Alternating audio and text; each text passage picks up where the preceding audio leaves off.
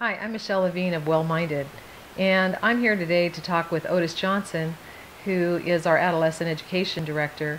And Otis is a real pioneer in this field, working in this chemical dependency field for over 30 years now.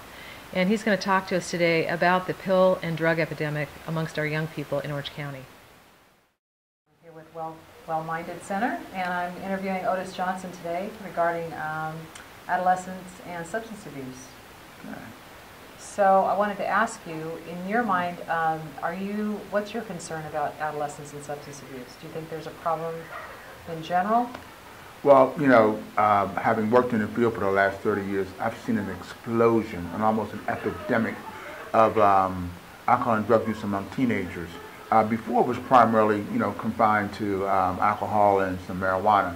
But today there's an opiate explosion because kids have started using the medications they found at home from their parents, and that was only a short supply. And once that ran out, then they were going to the streets and finding heroin and other opiates. So there's a huge epidemic. Here in Orange County, we're burying almost 2 or 3 kids a month from overdose from opiate use. So there's a really rise in opiate use among our adolescents, and we seem to be almost powerless to do anything about it.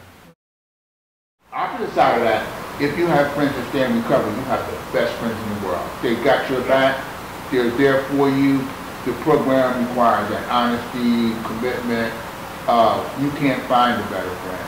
So, and because we learn that in recovery, that we're there for each other, because we know we don't support each other, we're not going to make it. So we develop some great friendships. So what I'm going to do first is just go around and just check in, see how everybody's doing.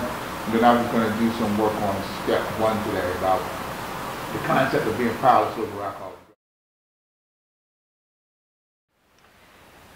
So, stating that, what would you want to say about there being a solution? What do you see that as? Okay, and it has to be, at least a 3 or 4-fold approach. There's no one small panacea.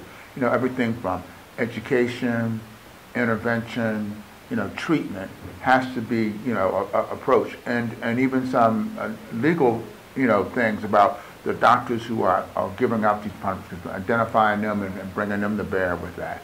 Educating parents about how to safeguard their medication. Okay, help educate the kids in school about the dangers of opiate use and overdose. And then intervening, on them.